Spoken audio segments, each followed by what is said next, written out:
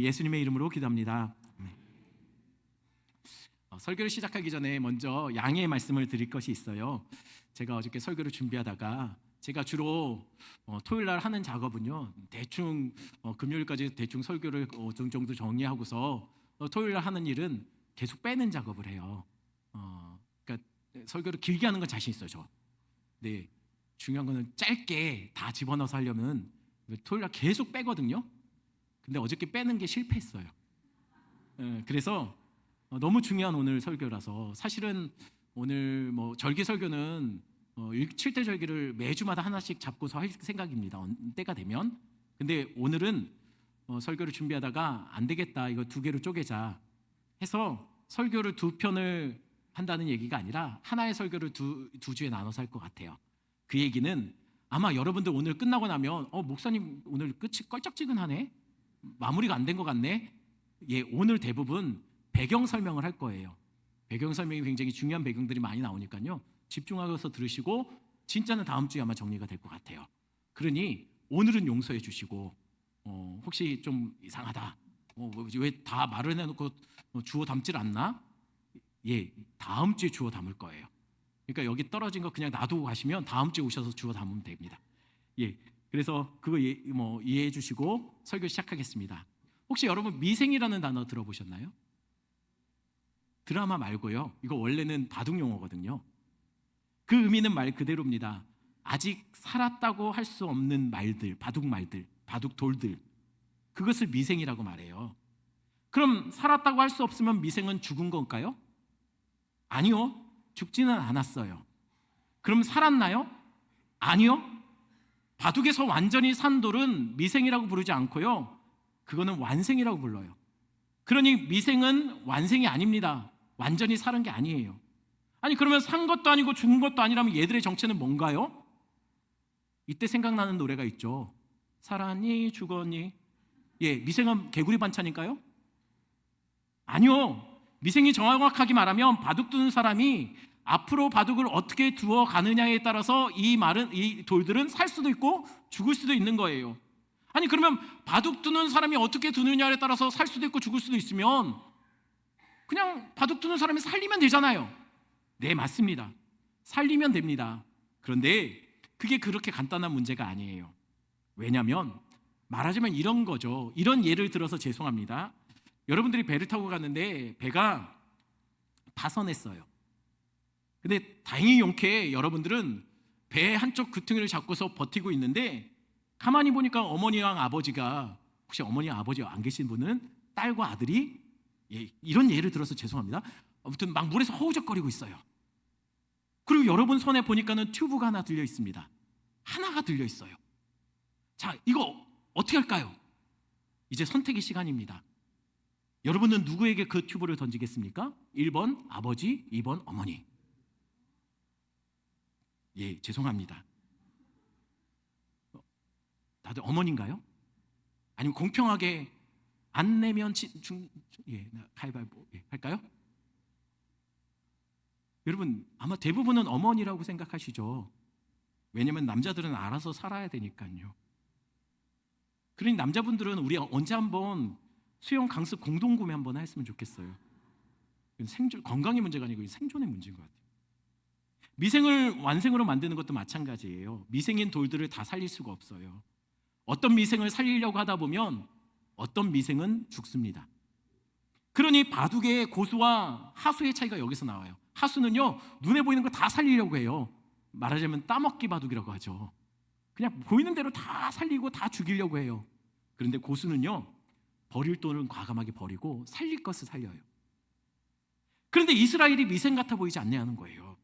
광야의 이스라엘 백성들 그렇지 않냐는 거예요. 왜냐하면 분명 애굽에서 도망칠 때는, 그리고 애굽에서 빠져나왔을 때는 이스라엘은 그렇게 생각했을 겁니다. 다 살았다. 이제 살았다. 그런데 산 줄 알았는데, 애굽을 벗어나면 완생인 줄 알았는데, 그때부터 뭐가 펼쳐집니까? 끝없이 뭐가 펼쳐지죠? 광야가 펼쳐져요. 죽겠어요. 밤은 너무 춥고 낮은 너무 덥고 도대체 살 수가 없어요. 산 줄 알았는데 산 게 아니더라는 거예요. 근데 그게 답니까? 그래도 버텼죠. 그런데 이제는 홍해가 떡하니 길을 막고 있네요. 아니 이게 무슨 일입니까? 하나님 믿고 구름기둥 불기둥 따라왔는데 홍해가 가로막고 있어요. 근데 이게 다가 아니에요. 가만히 들어보니 갑자기 두두두두두두두두 저 멀리서 흙먼지가 막 일어납니다. 점점 땅이 진동해요. 가까이 와서 보니 뭡니까? 애국 군대예요. 이건 죽으라는 거잖아요. 그러니 이스라엘은 자신들은 미생처럼 느꼈을 거예요. 여태까지 올 때까지, 오늘 본문까지 올 때까지도 아직 우리는 미생이다. 왜요? 아직 산 것 같지가 않아요. 애굽을 떠날 때는 살았다고 생각했습니다. 그런데 계속 우리는 아직 산 게 아니구나. 왜냐면 하나님이 자신들을 버리는 돌, 언제든지 버릴 수 있는 돌, 언제든지 더 좋은 것을 선택하기 위해서 포기할 수 있는 돌처럼 여기더라는 거예요. 마치 하나님이 그러는 것 같아요. 니들 하는 거 봐서 니들 영 시원찮으면 버릴 수 있어. 늘 그렇게 경고하는 것 같다는 거예요. 그런데 이게 이스라엘만 느끼는 생각입니까? 종종 우리도 영적으로 미생 같을 때가 그럴 때가 있지 않습니까? 예수는 믿었어요. 예수는 믿었어요. 믿기만 하면 구원받는다고 했습니다. 그런데 여러분, 예수 믿었더니 우리 성도들은 아니겠지만 여러분 구원받은 거 맞습니까? 글쎄요 할 때가 있죠. 왜냐하면 아무리 봐도 내 삶은 광야거든요.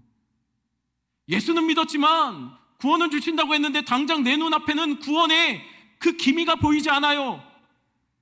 물론 하나님이 말하는 구원은 그건 아니지만 우린 자꾸만 그걸로 확인하고 싶잖아요. 자꾸만 일이 꼬여요. 기도했는데 늘 삶은 이 모양 이 꼴이에요. 내 인생은 늘 하나님이 안 계신 것 같은 삶이에요. 마치 하나님이 우리를 바둑판에 버리는 돌, 언제든지 버려질 수 있는 돌처럼 여기시는 것처럼 느껴질 때 그때가 우리에게도 있다는 거예요. 근데 그게 맞습니까? 우리가 미생입니까? 하나님 앞에 영적으로 미생인가요? 예수 믿어도 미생인가요? 절대 그렇지 않습니다. 성경은 하나님은 우리를 결코 버리거나 우리를 떠나지 않겠다고 약속하셨어요. 근데 왜 하나님은 떠나신 것 같죠? 왜 하나님은 멀리 계신 것 같죠? 죄송합니다. 하나님은 우리를 떠나지 않아요.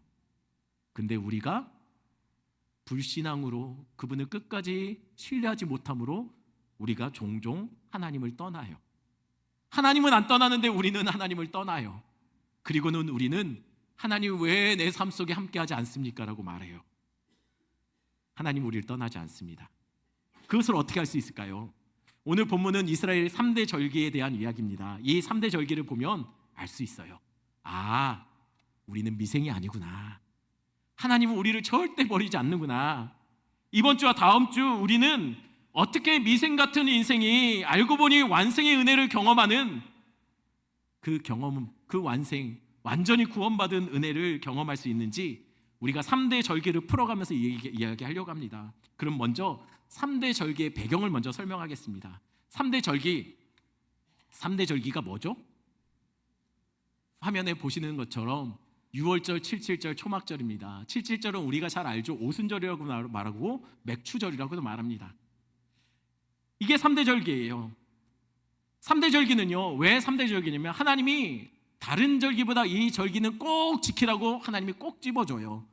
심지어는 각각 흩어져서 어디에 살든지 이 3대 절기 때는 다 예루살렘으로 올라와야 된다. 꼭 올라와야 된다라고 얘기해요. 그러니 이 이스라엘은요, 혹시 외국에 나가서 살더라도 1년에 3번 이 절기 때는 꼭 예루살렘으로 와야 했습니다. 그런데 이 세 절기가 공통점이 또 하나 있어요. 이게 농사, 특히 추수와 관련이 있어요. 하지만 그렇다고 이게 꼭 농사와 관련된 이야기만은 또 아니에요. 왜냐하면 골로새서 2장 16절 17절, 제가 16절, 여러분 17절 읽어주십시오. 제가 먼저 읽습니다. 그러므로 먹고 마시는 것과 절기나 초하루나 안식일을 이유로 누구든지 너희를 비판하지 못하게 하라. 이것들은 장래일의 그림자이나 몸은 그리스도의 것이니라. 성경에서는 먹고 마시는 것, 절기, 초하루나 안식일에 대한 이야기들이 기록되어 있죠. 그런데 그것들이 사실은 진짜가 아니랍니다. 그 그림자예요. 그럼 그림자는 중요합니까? 그림자는요, 우리가 혹시 길을 가다가 그림자를 보면 그림자를 보고서 바로 취하는 행동이 뭐죠? 그림자를 따라서 실체를 보잖아요. 바로 이것들의 역할이 그런 거라는 거예요. 실체를 우리에게 알려주는 역할. 실체가 가까워오고 있음을 알려주는 것. 그럼 그 실체가 뭡니까? 바로 그리스도예요. 그러니 기억하셔야 됩니다. 성경은요, 이거는 역사 이야기나 교훈집이나 그런 이야기가 아니라는 거예요. 성경은 예수 그리스도의 이야기입니다. 그러니 성경을 읽으면서 구약에서도 예수 그리스도를 발견해 가셔야 된다는 거예요. 아니, 그런데 우리가 지난주에 안식일과 안식년 이야기했잖아요. 했죠? 왜 안 한 사람들처럼 표정을 그렇게 지었어요? 했잖아요. 했어요. 여러분들은 아니었다고 저는 했어요. 그러면 안식일에 진짜 예수님과 그가 이루신 구원에 대한 이야기가 담겨 있었나요? 이것도 했어요. 여러분 안 믿어도 전 했어요. 그러면 지난주 혹시 안식일을 이야기할 때 이상한 거 있지 않았습니까? 사실 이거를 지난주에 뺐어요. 근데 이 3대 절기 설교하려면 이것이 필요해서 다시 얘기합니다. 여러분 안식일 이야기할 때 지난주에 이상한 거 있지 않았나요? 하나도 안 이상했나요? 출애굽기 23장 12절 말씀 같이 읽겠습니다. 너는 엿새 동안에 내 일을 하고 일곱째 날에 쉬라. 내 소와 나귀가 쉴 것이며 내 여종의 자식과 나그네가 숨을 돌리리라. 찾았나요? 이상한 거? 어디가 이상하죠? 하나님은 안식일을 명령하시면서 6일 동안 일하고 7일째 쉬라고 했어요. 그런데 왜 쉬라고 했냐면 네가 쉬어야 내 소와 나귀가 쉰대요. 이건 안 이상하죠? 그렇죠? 내가 쉬면 소와 나귀도 쉴 거 아니에요. 밭갈러 안 나갈 거예요. 지들끼리 나가서 막 밭 갈고 그러지 않잖아요, 얘들. 내가 쉬면 소와 나귀도 쉽니다. 그리고 여종의 자식들도 내가 쉬면 뭐라고요? 숨을 돌린대요. 여기서 숨을 돌린다는 얘기는 원어로는 숨을 회복하게 된다라는 얘기예요. 자, 주인이 쉬면 여종들의 자식들은 종들이에요. 종들도 한숨 쉬고 쉬는 거예요. 이것도 이해되죠? 사장이 오늘 쉴래 하고 문 걸어 잠그면 아르바이트생들 안 나가잖아요. 예. 하나도 안 이상해요, 이것까지는. 근데 이상한 건 이거예요. 뭐냐면 내가 쉬면 나그네가 숨을 회복한대요. 아니, 내가 쉬는 것과 나그네가 숨을 돌리는 무슨 상관입니까? 이게 안 이상한가요? 이상하잖아요. 그런 냄새가 나요. 무슨 냄새가 나냐면 이 속에 뭔가 이 글자 자체 말고 그 속에 뭔가 다른 영적인 의미가 담겨 있을 것 같은 냄새가 나요. 그게 뭘까요? 여기서 숨이라고 우리 성경에 표현된 것은요, 원어로 보면 이게 네페시라는 단어인데요. 네페시, 예.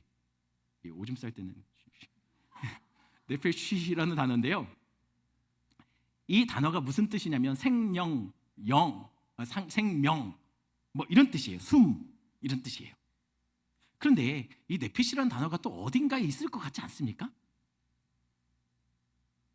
예, 맞아요. 창세기 2장 7절 말씀 보겠습니다. 같이 있습니다.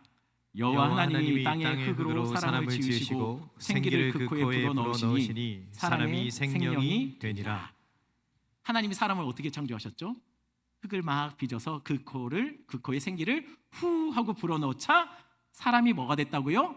흙덩어리가 생명, 네페쉬가 됐대요. 그러니 이것을 한번 공식으로 만들면 그런 거예요. 흙 플러스 생기는 생명, 네페시다. 흙은 없음이라고 이스라엘 백성들은, 유대인들은 그렇게 여겼어요. 생기는 뭐냐면 원어로 루아흐인데 루아흐란 단어는 영, 성령 뭐 이런 뜻이에요. 바람 이런 뜻이에요.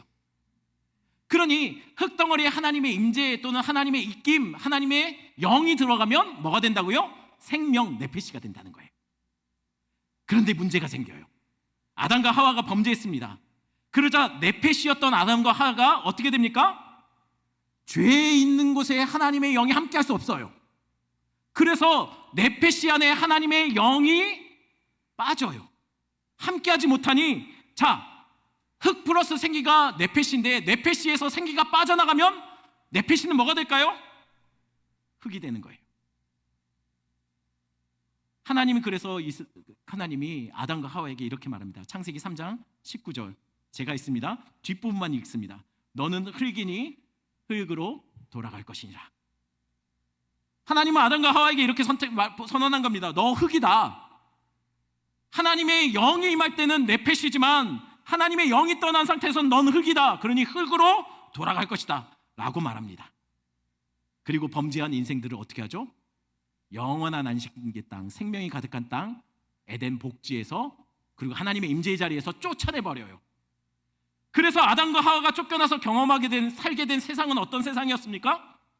가시와 엉겅퀴가 자라는 세상, 아무리 일해도 충분한 양식을 내어주지 않는 세상, 밤낮 쉼 없이 일에 종되어서 일해봤자 겨우 그때서야 먹을 만큼 양식을 내어주는 땅.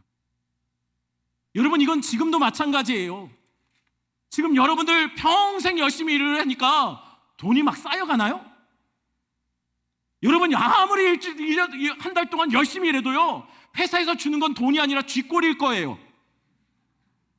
우리는 아무리 일을 해도 통장에 잔고가 쌓여가지 않아요. 많이 버는 사람들은 많이 버는 대로 쪼들리고 조금 버는 사람은 조금 버는 대로 쪼들려요. 아닌가요? 그래서 우리는 일을 멈출 수 없는 종과 같이 됐어요. 또 하나님의 복지를 잃어버렸으니, 에덴을 잃어버렸으니 늘 이 땅에서 나그네처럼 살아요. 아담과 하와가 범죄한 순간 그들은 영적으로 종이고 나그네 같은 인생이 된 거예요. 그게 딱 뭘로 보여집니까? 애굽에서 삶이에요. 애굽에서 이스라엘이 종이고 나그네였어요. 그런데 문제는요, 범죄함의 결과가 영적으로 종과 나그네됨 이것만 있는 게 아니에요. 하나님은 범죄한 아담을 불러놓고 뱀을 그 앞에 세우고 이렇게 말합니다. 너는 평생 흙을 먹을 것이다 라고요. 그런데 이상하죠. 이것도 뭘 저 목사는 맨날 자꾸만 이상하다고. 이상하잖아요. 뱀이 흙을 먹습니까? 뱀 흙 안 먹어요. 근데 하나님은 흙 안 먹는 뱀에게 너는 흙을 먹을 것이라고 말을 합니다. 그러니 도대체 뱀이 먹는 흙은 뭡니까? 이 흙은 그 흙이 아니에요. 그럼 이 흙은 어떤 흙일까요? 옆 사람 보면서 그렇게 말해 봅시다. 답입니다, 당신이. 하나님이 뱀에게 흙을 먹을 것이라고 하고 나서 바로 이어서 아담에게 뭐라고 하냐면 너는 흙이니 흙으로 돌아가라. 뱀은 흙 안 먹습니다. 그런데 이 흙은 먹어요. 어떤 흙이죠? 아담이요. 아담의 이름 뜻이 흙이에요. 그리고 아담이 지금 흙이 되었어요. 그리고 앞으로 흙으로 돌아간대요. 그러니 성경은 뱀이 삼키는 흙은 범죄하여 하나님을 떠난 인생들, 흙이 된 인생들을 말하는 거예요. 그래서 성경은 사단을 그렇게 우는 사자처럼 삼킬 자를 찾아다니는 자라고 얘기를 해요. 그러니 범죄하여 흙이 된 인생들은 영적으로 이 땅에서 쉼 없이 죽는 날까지 일하고, 그리고 마치 쉴 곳을 잃어버린 사람처럼 떠돌아다니는 인생처럼 살다가 결국 흙으로 돌아가 흙으로 썩어지는 인생, 그렇게 끝나는 인생이라는 것이 아니라 그 뒤에는 흙 먹는 뱀에 의해서 삼켜져 영원한 멸망을 당할 것을 오늘 방금 전에 읽었던 말씀에서 우리에게 알려주고 있는 거예요. 근데 하나님이 지난주에 뭐라고 했습니까? 하나님이 안식일을 명령하면서 6일 동안 쉬고 7일째는 쉬랍니다. 왜요? 그래야 이 땅의 종들이, 그리고 이 땅의 나그네들이 잃었던 숨을 회복할 수 있대요. 아니, 왜 누군가의 안식이 그 땅을 살아가는 나그네와 종들의 네페시를 회복한다는, 숨을 회복한다는 말일까요? 이게 무슨 말일까요? 다시 말합니다. 안식일은 사실 그림자라고 했어요. 진짜는 누굽니까? 예수 그리스도예요. 그러니 안식일을 풀 때는 뭘로 풀어야 됩니까? 우리가 어떻게 쉴까가 아니라요, 예수 그리스도로 풀어야 된다는 거예요. 그러면 누군가의 안식으로 인해서 네페시를 회복하는, 정말 그들이 정말 이스라엘 중에 거하는 종들과 나그네를 말하는 것일까요? 아니요. 이건 범죄하여 흙덩어리가 된 인생, 그래서 하나님의 네페시가 깨어져 버린 인생, 그래서 이 땅에 종처럼 살고 나그네처럼 살아가는 인생들을 향해서 하시는 말씀이에요. 이 땅의 종처럼 나그네처럼 흙이 된 인생들, 그들의 뇌폐질을 하나님께서 회복시켜 주실 것을 오늘 본문에서 약속으로 주시는 거라는 거예요. 그러면 누군가의 안식이 그들의 그 숨을 회복한다면 그 누군가는 누굴까요? 바로 오늘 본문에서 3대 절기 속에 그 미생 같은 영적 나그네요 종들인 자들이 어떻게 그 생명을 회복해 갈 수 있는지, 그리고 완성의 은혜를 어떻게 하면 누릴 수 있는지에 대해서, 그것에 대해서 설명하고 있습니다. 먼저 첫 번째 절기를 먼저 시작하겠습니다. 아니, 설교가 끝날 시간이 된 것 같은데 이제 첫 번째, 제가 얘기했잖아요, 다음 주까지 간다고. 본문 14절 15절입니다. 제가 14절, 여러분 15절 읽으십시오. 너는 매년 3번 내게 절기를 지킬지니라. 너는 무교병의 절기를 지키라. 내가 네게 명령한 대로 아비벌의 정한 때에 이래 동안 무교병을 먹을지니 이는 그달에 내가 애굽에서 나왔음이라. 빈손으로 내 앞에 나오지 말지니라. 하나님이 반드시 절기를 지키라고 한 3대 절기 중에 첫 번째 절기가 뭐라고요? 무교절이라고. 근데 우리가 시작하면서 제가 3대 절기를 보여줄 때 첫 번째 절기는 무교절이 아니었습니다. 뭐였죠? 유월절이었어요. 아니, 그럼 이게 어떻게 된 얘기죠? 3대 절기는 유월절입니까? 첫 번째는 유월절입니까? 무교절입니까? 둘 다 맞습니다. 왜냐면요, 사실 무교절은 무교절 혼자 있는 절기가 아니기 때문이에요. 이스라엘도 이것을 별로 구분하지 않아요. 말하자면 일종의 햄버거 세트 같은 거예요. 햄버거는 세트를 시키면 이걸 주죠. 햄버거와 콜라와 감튀를 줍니다. 아이들 용어로 감튀.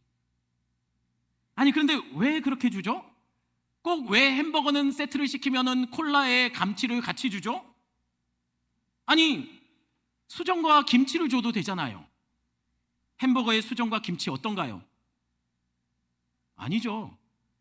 중국집에선 볶음밥을 시키면 짬뽕 국물과 단무지를 줘요. 햄버거도 짬뽕 국물하고 단무지를 주면 안 될까요? 예, 그 햄버거 가게 망할 것 같아요. 그건 햄버거에 대한 예의가 아닙니다. 햄버거를 제대로 맛보려면 사이다도 안 됩니다. 햄버거는 뭐니 해도 콜라와 감튀입니다. 무교절도 마찬가지예요. 무교절도 혼자 존재하는 절기가 아니라 세트 절기예요. 무교절과 유월절과 초실절이 한 덩어리예요. 하나의 세트처럼 여겨집니다. 같이 지내야 풍성하고 그 의미가 완벽하게 제대로 맛이 난다는 거예요. 그래서 유대인들은요, 이것을 뭐라고 불렀냐면 봄 수확의 절기 또는 봄의 절기들이라고 얘기해요. 그냥 한데 묶어서, 이게 계절만 같아서 그런 것이 아닙니다. 아예 날짜까지 그냥 한 덩어리예요. 지내면서 세 절기가 한 번에 지내지는 거죠. 여러분, 유월절, 초실절, 무교절 각각의 날짜를 한번 볼까요? 유월절 언제죠? 유월절은 실제로 우리가 알고 있는 3월, 4월 달에 걸쳐서 있어요. 그런데 이 3, 4월이 아니라 유대력으로는요 1월 14일이에요. 왜냐하면 하나님께서 이 유월절이 있는 그 달을 첫 달이라고 하라고 했거든요. 1월 14일 저녁이 유월절의 시작입니다. 무교절은 언제일까요? 그 다음 날부터 일주일간 21일까지 해요. 그럼 이상합니다. 또 뭐가 이상하죠? 자꾸만 이상하죠? 마태복음 26장 17절 보겠습니다. 같이 있습니다. 무교절의 첫날에 제자들이 예수께 나와서 이르되 유월절 음식 잡수실 것을 우리가 어디서 준비하기를 원하시나이까? 유월절 음식 먹는 날에 무교절 첫날이라고 말을 합니다. 유월절 음식 먹는 날은 유월절이에요. 그런데 성경은 그날을 무교절 첫날이라고 말합니다. 아니, 유월절은 14일이고 무교절은 15일부터 아닌가요? 네, 맞습니다. 그러면 이날은 무교절입니까? 무교절의 첫날입니까? 아니면 유월절일까요? 둘 다 맞아요. 왜냐하면 당시에 유대인들은요 유월절과 무교절을 그냥 한 덩어리로 생각했어요. 그래서 요세푸스는 이 무교절과 유월절을 합쳐서 8일의 무교절 절기라고 얘기해요. 왜 그러냐면 유월절에 뭐 먹죠? 떡을 무교병 먹어요. 그러니 8일 동안, 말하자면 7일 동안 무교절이지만 8일 동안 계속 먹는 거예요. 그리고 저녁부터 시작하니 다음 이어져서 무교절이 그냥 같이 그냥 엉켜서 가는 거예요. 그러면 초실절은 언제일까요? 초실절은요 6월절을 기준으로 지나서 6월절이 지나고 나서 제일 먼저 경험하게 되는 안식일, 그 다음 날이 초실절이에요.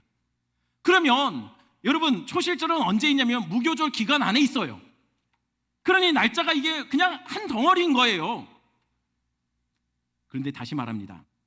절기는 뭐라고요? 그림자입니다. 실체는 그리스도예요. 그러니 진짜 유월절이 우리에게 말해주는 실체를 한번 얘기하자는 거예요. 유월절 무슨 날인지 잘 아시죠? 이건 우리 교회 성도들은 저한테 너무 많이 들어서 유월절이 어떤 날인지는 다 아실 거예요. 유월절은 정확하게 말하면 애굽에서 구원받은 날이 유월절이에요. 독립기념일 같은 날. 그럼 애굽의 종이고 나그네였던 이스라엘이 애굽에서 종이었고 나그네였거든요. 그 이스라엘이 애굽에서 어떻게 구원받았죠?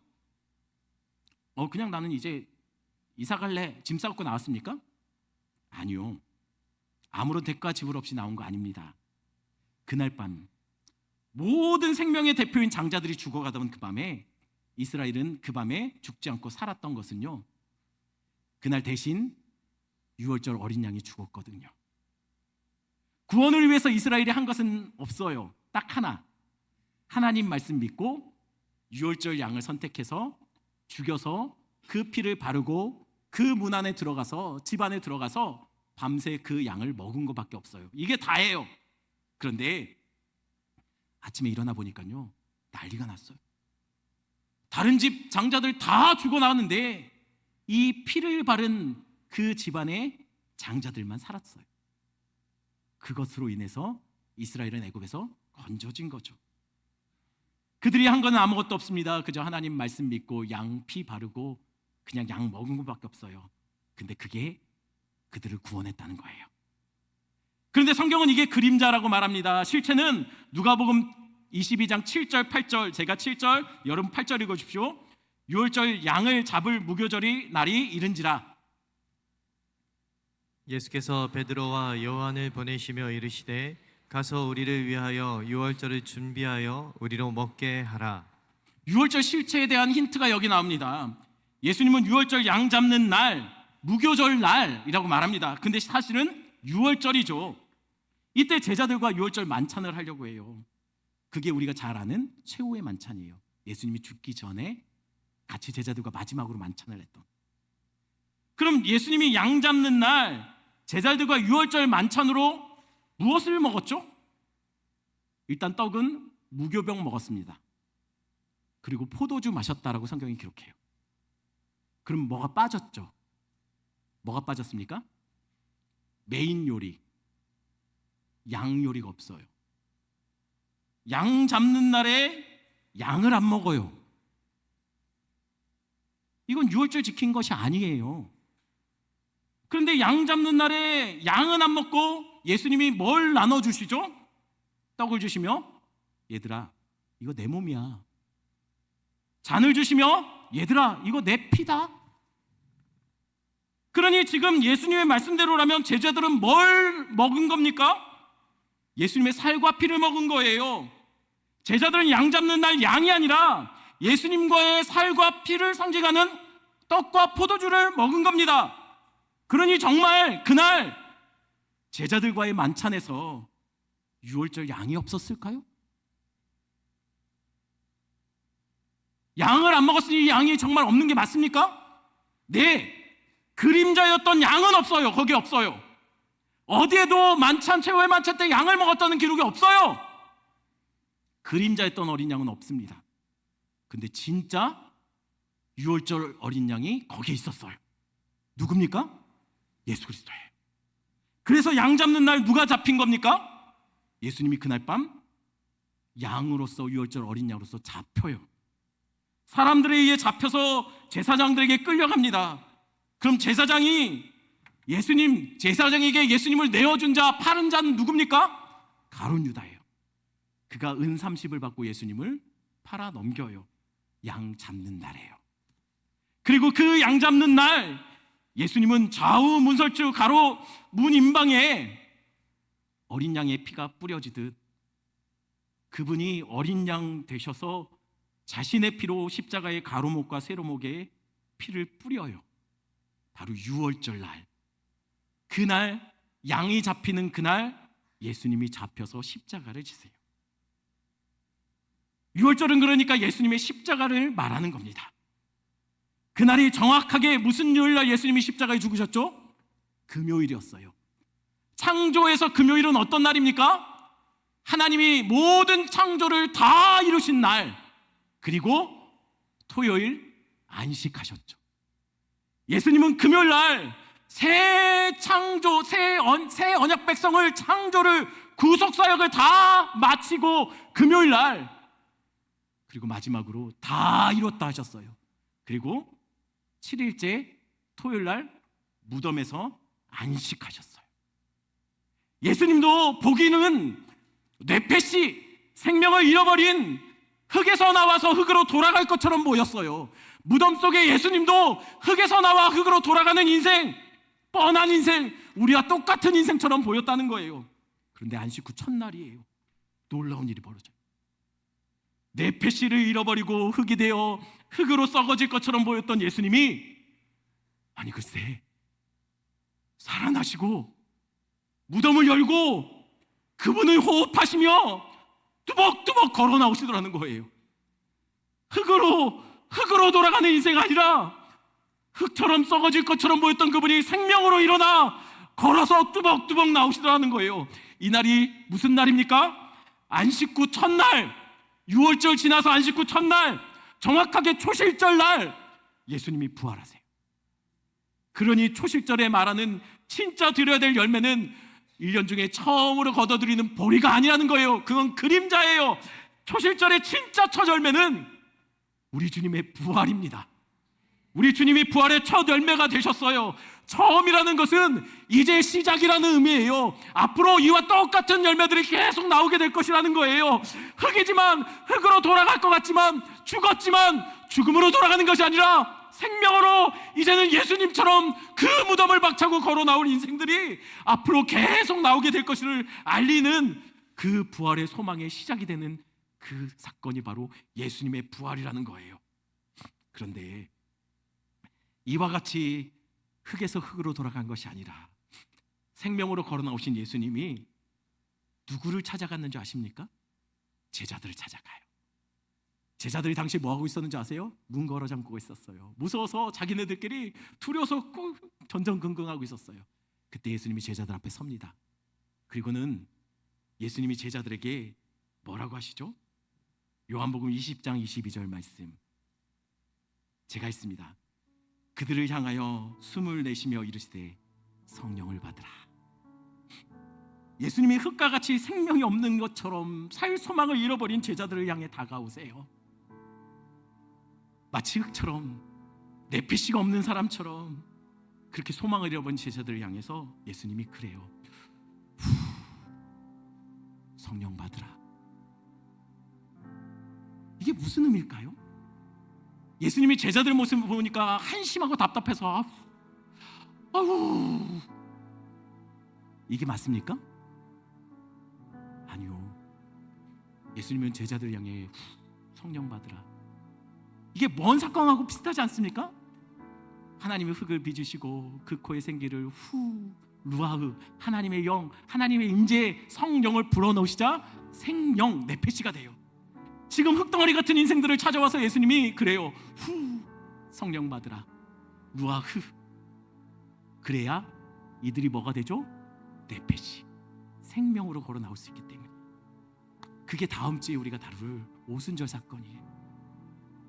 그러면 이렇게 흙으로 돌아갈 존재가 아닌 존재들, 예수 그리스도를 만난 자들, 흙이지만 흙으로 돌아가지 않는 존재들, 그분의 영이 임해서 성전이 될 존재들, 그들은 어디에 모여질까요? 살다가 우리도 이 땅에서 죽겠죠. 어느 순간 죽겠죠. 그런데 놀라운 약속이 담긴 말씀이 하나 있어요. 예수님을 팔았던 가룟 유다는 후에 자신이 예수님을 팔았다는 것에 대해서 굉장히 후회를 해요.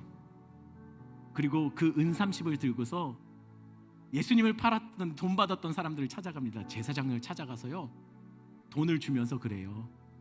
나 이거 아니다. 물르고 싶다. 그러자 제사장이 뭐라고 하냐면요, 됐다. 안 받는다. 그럴 수 없다. 돌려보내요. 그래서 가룟 유다가 어떻게 하냐면 이 돈을요 그냥 집어 던지고서 돌아가요. 그리고 목매달아 자살합니다. 그런데 제사장들이 그 돈을 이걸 어떻게 처리해야 될지가 모르겠는 거예요. 이게 누군가의 핏값인데 이것을 어떻게 성전 곳간 창고 안에 넣을 수 없잖아요. 부정한 것 같아요.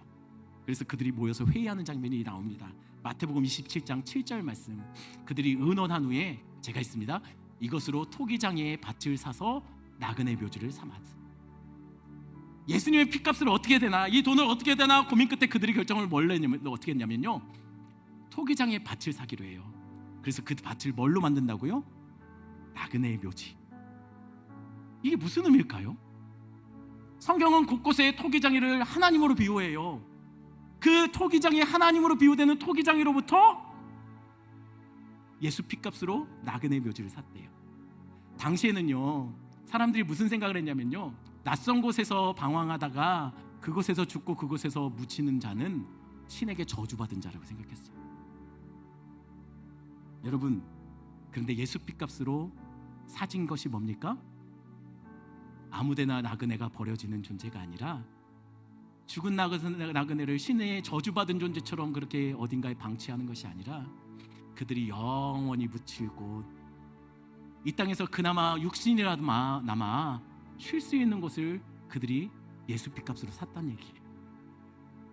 이것이 무엇을 의미할까요? 예수님이 십자가를 지시고 안식하시고 부활하심으로 네페시, 흙과 같은 인생들이 다시 네페시로 회복할 수 있는 소망을 얻었습니다. 그리고 예수님이 자신의 피값으로 나그네의 묘지를 샀다는 것은 우리가 이 땅에서 영적으로 나그네잖아. 우리는 이 땅에서 저주받은 것처럼 범죄에서 하나님 앞에 감히 설 수 없고 에덴을 잃어버리고 우리는 영원히 이 땅에서 버려지고 어딘가에 묻혀질 존재, 우리는 신의 저주를 받은 자처럼 살아갈 인생들이거든요.